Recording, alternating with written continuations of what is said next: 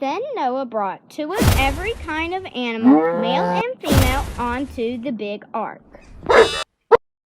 1 week later, the rain came down to the earth and the flood began.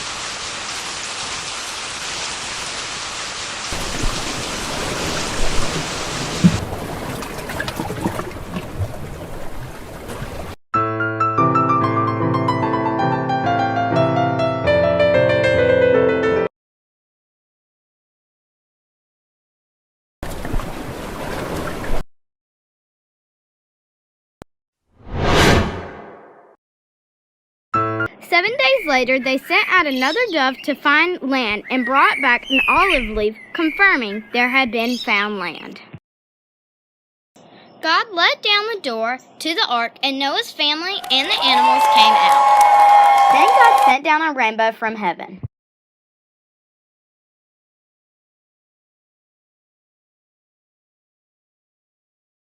Then Noah started to build an altar. On the first Sunday of Lent this year, we're going to hear about how Noah was saved through the water of the flood, just like we're saved through the water of baptism. So today I'm going to talk to you about Lego. Now you're probably saying, what in the world does Lego have to do with the flood or baptism or Lent? Well, first let me tell you how I got started with Lego. I started over 20 years ago when I first started teaching.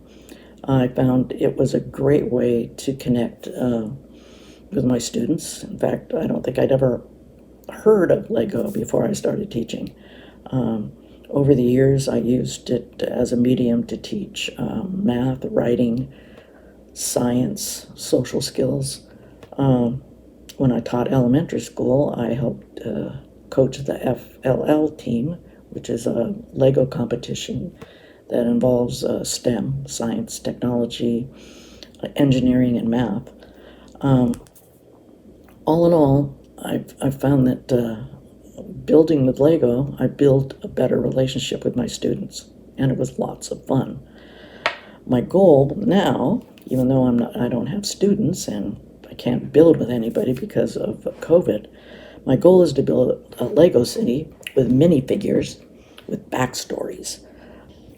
My favorite builds are probably Yoda, the child, and the assembly square.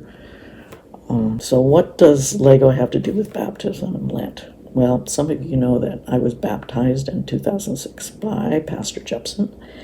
And on that day, I wasn't changed miraculously into some better person. It's been a journey with ups and downs. However, every single year or every month, my relationship with Christ gets better and better. So what does this have to do with Lego? When I was teaching, it helped me build a better relationship with my students. Their love of Lego rubbed off on me. I hope to share my love of Lego with the kids in Sunday school someday soon, hopefully. As you know, God made a promise to Noah and all living creatures that he wouldn't flood the earth again.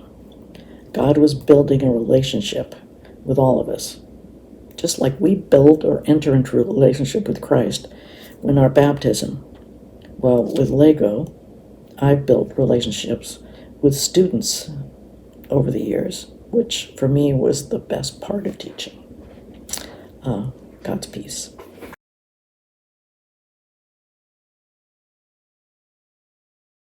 Everyone has a story to tell. This year for Lent, we are doing a journey project, asking the congregation to tell your baptismal story. So join us in getting creative as we recall our identities as children of God. You're invited to pick a creative medium. Could be photography, woodworking, painting, writing, drawing, crocheting, Lego, knitting, music. The options are endless. Over the 5 weeks of Lent, we encourage you to create something that helps you to understand your identity as you live out your faith in this world. To help you along this journey, we have weekly videos on our social media and the church website exploring stories of art and faith with members of our congregation. You can bring your projects to church over Holy Week for our Easter Sunday art show. We hope that you'll join us, and we look forward to all of your art and all of your creative stories.